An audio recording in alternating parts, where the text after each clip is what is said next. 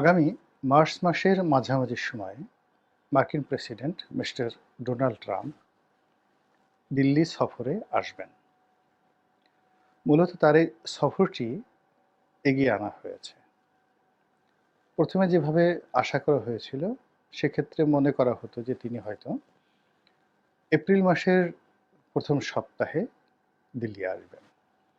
কিন্তু তড়িঘড়ি করে তিনি তার যে সফরসূচি, এটি তিনি এগিয়ে এনেছেন এবং মার্চ মাসের মাঝামাঝি সময়টিতে, যখন পবিত্র মাহে রামাদান উপলক্ষে সারা দুনিয়ার মুসলমানরা সময়টিকে উদযাপন করবেন ভাব গাম্ভীর্যময় পরিবেশে, ঠিক সেই সময়টিতে তিনি মধ্যপ্রাচ্য সফর করবেন এবং ভারত সফর করবেন।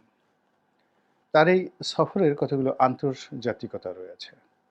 প্রথম আন্তর্জাতিকতা হলো, দীর্ঘদিন ধরে বাইডেন প্রশাসনের সঙ্গে সৌদি আরবের সম্পর্ক খুব খারাপ যাচ্ছে।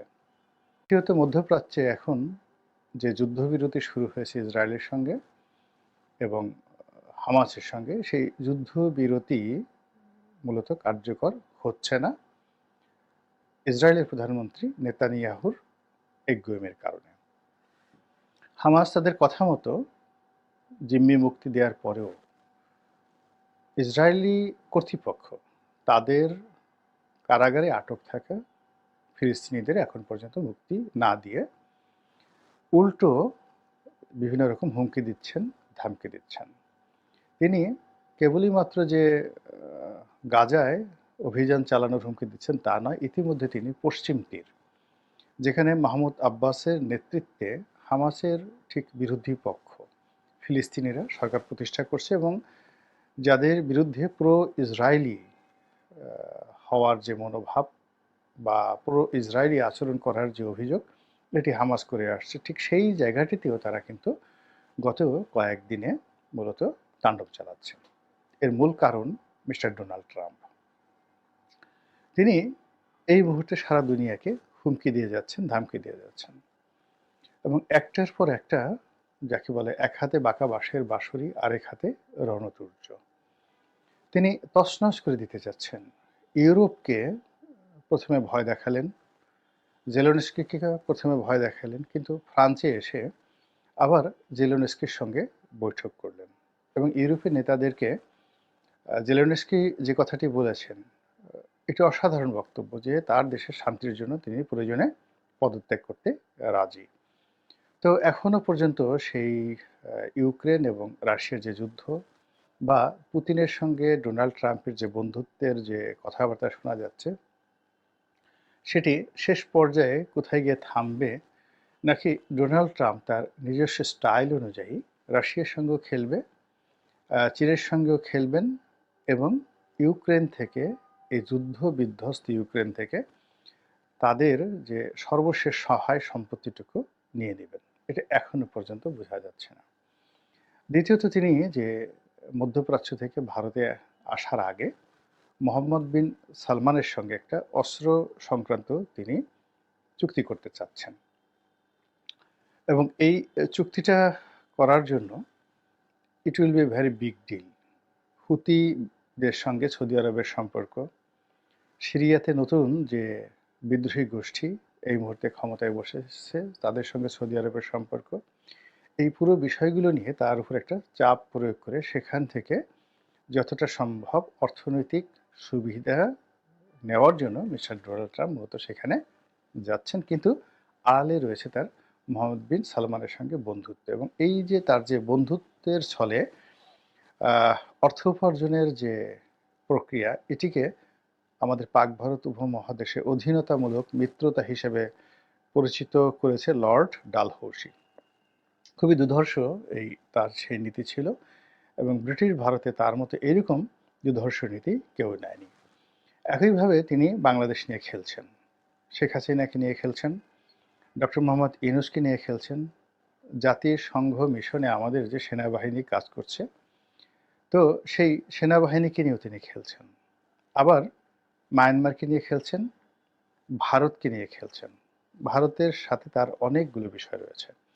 বাংলাদেশের জুলাই আগস্ট বিপ্লবের সময়টিতে ভারতীয় কোনো লোকজন এখানে দায়িত্ব পালন করেছে কিনা এগুলো নিয়ে তিনি প্রশ্ন তুলেছেন আন্ডার টেবিলে। দ্বিতীয়ত, শেখ হাসিনার সরকার পতনে এবং বাংলাদেশের অভ্যন্তরীণ রাজনীতিতে মার্কিন প্রশাসনকে ব্যবহার করে ভারত কি অনিয়ম করেছেন সেই প্রশ্নগুলো কিন্তু কূটনৈতিক চ্যানেলে ইতিমধ্যে পাঠিয়ে দেওয়া হয়েছে। অন্যদিকে আওয়ামী লীগের যে লবিস্ট গ্রুপ আমেরিকাতে রয়েছে তাদের সঙ্গে যে ডোনাল্ড ট্রাম্পের যোগাযোগ নেই এ কথা বলা যাচ্ছে না। এর কারণ হলো তার কথাবার্তা এবং বডি ল্যাঙ্গুয়েজ শুনে মনে হচ্ছে যে তিনি বাংলাদেশের পুরো বিষয়, বাংলাদেশের সঙ্গে আমেরিকার স্বার্থ সংশ্লিষ্ট যে সকল বিষয়াদি রয়েছে, অর্থাৎ বোয়িং বিমান বাংলাদেশে বিক্রি করবে, এরপর আমাদের যে সমুদ্র উপকূলে তেল গ্যাস আহরণ এই সংক্রান্ত একটা কোম্পানিকে কাজ দেওয়া, এবং যেই কোম্পানিতে এখন এখানে বেশ কয়েকটি আমেরিকান কোম্পানি রয়েছে, এর মধ্যে একটি কোম্পানিতে এখন বাংলাদেশের সেই সাবেক রাষ্ট্রদূত মিস্টার পিটার ডি হাস কিন্তু চাকরি করছেন। তো তিনি চেষ্টা করছেন ডক্টর মোহাম্মদ ইউনূসের সঙ্গে একটা সমঝোতা করে তার কোম্পানির পক্ষে কাজ নেওয়ার জন্য, আর ডোনাল্ড ট্রাম্প চেষ্টা করছেন তার পছন্দের কোম্পানিকে কাজ দেওয়ার জন্য। তো এই দুটো ইস্যুর বাইরে সেন্ট মার্টিন ইস্যু থাকতে পারে, এটা খুবই সেন্সিটিভ, কাজে এই বিষয় নিয়ে আমি আর ইন ডিটেলস বললাম না। তো এই বিষয়গুলো নিয়ে তারা একই সঙ্গে বাংলাদেশের সকল পক্ষের সাথে আলাপ আলোচনা করছে। কিন্তু এখানে একটা বিষয় হলো যে তাদের এই আলাপ আলোচনা কোনো অবস্থাতেই বিএনপির সঙ্গে বা জামাতের সঙ্গে ডোনাল্ড ট্রাম্প প্রশাসনের এখনো পর্যন্ত কোনো সমঝোতা হয়েছে, আলোচনা হয়েছে, কোনো কূটনৈতিক চ্যানেলে তাদের মধ্যে সম্পর্ক স্থাপিত হয়েছে, এরকম কোনো তথ্য শোনা যায়নি। তো এরই মধ্যে তিনি দিল্লি আসছেন এবং নরেন্দ্র মোদীর সঙ্গে তার বহুপাক্ষিক, রাশিয়ার সঙ্গে তার যে চুক্তি, আমেরিকাকে অ্যাভয়েড করে রাশিয়া থেকে তেল কেনা থেকে শুরু করে ভারতীয় যারা ইমিগ্র্যান্ট রয়েছেন, অবৈধ অভিবাসী রয়েছেন এবং ভারতীয় যারা ব্যবসায়ী রয়েছেন আমেরিকাতে, তাদের ভূত ভবিষ্যৎ নিয়ে ডোনাল্ড ট্রাম্প ইতিমধ্যে যে সকল সমস্যা তৈরি করে ফেলেছেন সেগুলো নিয়ে আলোচনা হবে। এবং একই সঙ্গে ভারতের সঙ্গে তাদের যে দ্বিপাক্ষিক বাণিজ্য, অর্থাৎ যে সকল পণ্য ভারত থেকে রপ্তানি হয় সেগুলোর উপর 150%, 150% ট্যাক্স আরোপের যে হুমকি তিনি দিয়ে রেখেছেন, এই হুমকির প্রেক্ষিতে তিনি ভারতে আসছেন। আমার কাছে যেটা ক্ষুদ্র বুদ্ধিতে মনে হচ্ছে যে তিনি মূলত বার্গেনিং করার জন্য, একে তো বন্ধুত্ব, তার উপর এই ত্রুটিগুলো তিনি বলছেন এবং তিনি সঙ্গত কারণে বলবেন যে এগুলো তার সরকারের পলিসি নয়, এগুলো রাষ্ট্রের একটা পলিসি এবং জনগণ এই বিষয়গুলো চাচ্ছে। তো কাজেই বন্ধুত্ব আছে, কিন্তু আমি আসলে কি করতে পারি প্রেসিডেন্ট হিসেবে, তার এই টোটাল নীতির মধ্যে রয়েছে আমেরিকা ফার্স্ট। তো এই যে তিনি ভারতে আসেন, এরই মধ্যে আওয়ামী লীগের লোকজন হতে পারে বা অন্য যে কোনো লোক হতে পারে, কেউ ঠাট্টা করে বলতে পারে, কেউ হয়তো একটা উত্তাপ ছড়ানোর জন্য, সন্দেহ সৃষ্টি করার জন্য বলতে পারে, যেটা বলার চেষ্টা করছেন যে তিনি যখন দিল্লিতে আসবেন ঠিক সেই সময়টাতে তিনি শেখ হাসিনার সঙ্গে সাক্ষাৎ করবেন। তো আমি শিরোনামে প্রথম বলার চেষ্টা করেছি যে এটা কি সম্ভব যে তিনি ভারতে আসবেন এবং শেখ হাসিনার সঙ্গে সাক্ষাৎ করবেন? এটা হতে পারে। এটা হতে পারে এই কারণে যে মিস্টার ট্রাম্পের পক্ষে অসম্ভব কোনো কিছু নেই। তিনি সেই পর্ন স্টারের সঙ্গে ঘর করেছেন, তার সঙ্গে যৌন সঙ্গম করেছেন, আবার এই ঘটনার জন্য তিনি বেশ কিছুক্ষণ জেল খেটেছেন, এখনও সেই মামলা চলছে। আবার তার স্ত্রীর সঙ্গে তার খুব ভালো সম্পর্ক। তিনি তারই চেয়েও খ্যাপাটে, তিনি যতটা খ্যাপাটে তার চেয়ে আরও 100 গুণ খ্যাপাটে একজন মানুষ। সেই তাকে তার বলতে গেলে এখন ডিফ্যাক্টো প্রেসিডেন্ট বানিয়েছেন সেই ইলন মাস্ককে। এরপর তার অন্যান্য সিলেকশন, তুলসী গ্যাবার্ড থেকে শুরু করে অন্যান্য যে সকল সিলেকশন, পুরো আমেরিকার প্রশাসনটিকে তিনি খ্যাপাটে বানিয়ে ফেলেছেন। এরা যা ইচ্ছে তাই করতে পারে, যা ইচ্ছে তাই করতে পারে। এরা বিশ্বে শান্তি প্রতিষ্ঠা করতে পারে, আবার হিটলারের মতো কোনো দুর্ঘটনা ঘটিয়ে দিতে পারে। এরা শান্তি প্রতিষ্ঠা করতে পারে, আবার একই সঙ্গে মুসলিনের মতো ঘটনা ঘটিয়ে দিতে পারে।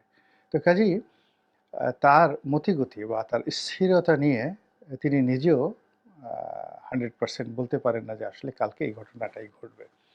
তো কাজেই তিনি যেভাবে বাংলাদেশ নিয়ে কথা বলছেন, তার নির্বাচনের আগের থেকেই যেভাবে টুইট দিচ্ছেন এবং যেভাবে এদেশের সংখ্যালঘু, এদেশের হিন্দুত্ববাদ, এদেশে মার্কিন বিনিয়োগ এবং একই সঙ্গে $29 মিলিয়ন যে অনুদান, এগুলো নিয়ে যে কথাবার্তা বলছেন, ডক্টর ইউনূস সম্পর্কে তিনি ব্যক্তিগতভাবে ওয়াকিবহাল, তার আমেরিকাতে বিনিয়োগ সম্পর্কে তিনি জানেন, বাংলাদেশে তার অবস্থান জানেন। সব মিলিয়ে তিনি বাংলাদেশ সম্পর্কে যতটা উৎসাহ উদ্দীপনা প্রকাশ করেছেন, এশিয়ার কোনো দেশ, এমনকি চীনকে নিয়েও তিনি এখনো পর্যন্ত এত কথা বলেননি।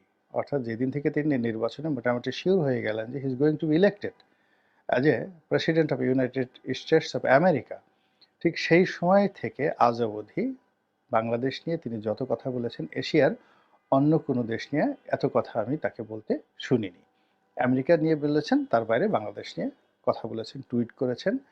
তো সেই দিক থেকে বাংলাদেশের প্রসঙ্গ আসলে শেখ হাসিনার সঙ্গে যদি তার সাক্ষাৎ হয়, তিনি যদি আগ্রহ প্রকাশ করেন, আপনি বুঝতে পারছেন যে এই বিষয়টি কতটা একটা প্রলয়ঙ্কারী ঝড় তুলবে বাংলাদেশের রাজনীতিতে।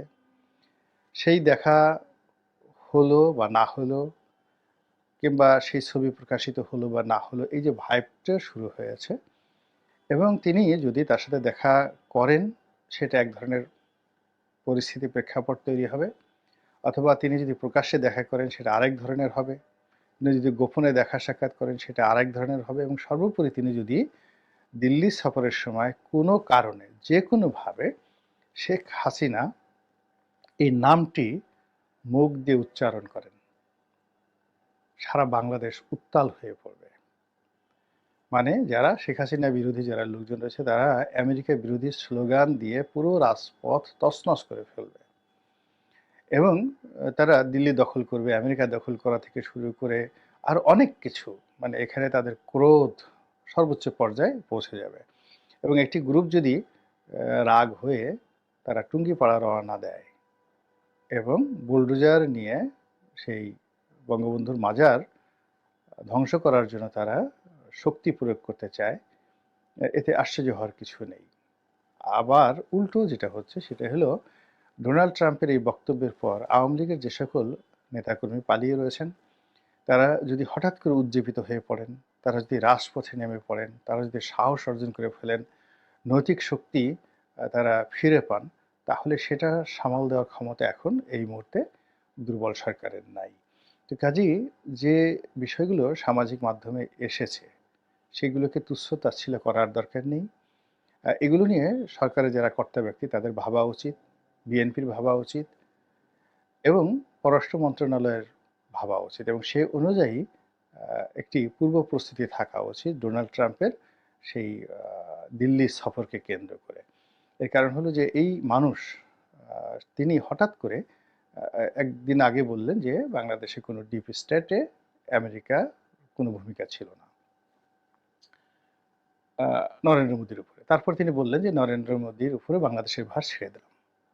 ভালো কথা, এটা নিয়ে আমরা আলাপ আলোচনায় ব্যস্ত, যে দেখো দেখো দেখো আমেরিকার কোনো ভূমিকা ছিল না, আমরা আমেরিকাকে দায়ী করেছিলাম অনেকে। দ্বিতীয়ত, তিনি বাংলাদেশের বিষয়টি নরেন্দ্র মোদীর উপর ছেড়ে দিয়েছেন, এটি কি তিনি ঠাট্টা করে বলেছেন, না কি কোনো কিছু মিন করেছেন, এগুলো নিয়েও আমরা বিতর্ক করেছিলাম। তো এরই মধ্যে হঠাৎ করে তিনি একেবারে স্পেসিফিক বাংলাদেশের নাম করে সেই $29 মিলিয়ন দেওয়া হয়েছে, আবার সেটি কোন কোম্পানিকে দেওয়া হয়েছে, কোন এনজিওকে দেওয়া হয়েছে, তাদের ছবি কিভাবে কোন ম্যাগাজিনে আসবে, যে সময় ব্যয় করে মার্কিন যুক্তরাষ্ট্রের প্রেসিডেন্ট বাংলাদেশকে নিয়ে কটূক্তি করেছেন, রাজনীতি নিয়ে কটূক্তি করেছেন, এবং এই দেশে যারা এই দুই জনের নাম সর্বস্ব একটি প্রতিষ্ঠান এত বিশাল অঙ্কের ৩৫০ কোটি টাকার মার্কিন ডোনেশন পেয়েছে, তাদেরকে নিয়ে যে ঠাট্টা এবং মস্কারা করেছেন, এটা আমরা কল্পনা করতে পারিনি যে একদিন আগে যে তিনি এই কথা বলতে পারেন। কাজেই তিনি হঠাৎ করে যদি আবার বাংলাদেশ নিয়ে বিস্ফোরক কোনো মন্তব্য করে বসেন, আর যাকে বলা হয় শেখ হাসিনার নাম উচ্চারণ করেন, তার সঙ্গে দেখা করেন, বা তাকে আহ্বান করেন দেখা করার জন্য, এনি মিনস এটি তার দ্বারা সম্ভব। কেন সম্ভব?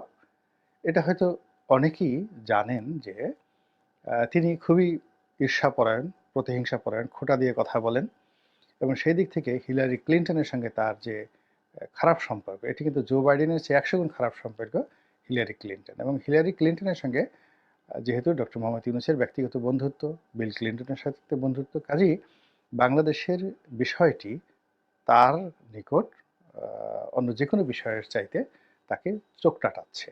তার গলা চুলকাচ্ছে এবং তার মনের মধ্যে কেমন, কেমন যেন করছে। ফলে তিনি বাংলাদেশ নিয়ে কথা বলতে থাকবেন। আর যতই তিনি কথা বলবেন, ততই আমরা অনেকেই বিপদ বিপত্তির মধ্যে পড়ে যাব।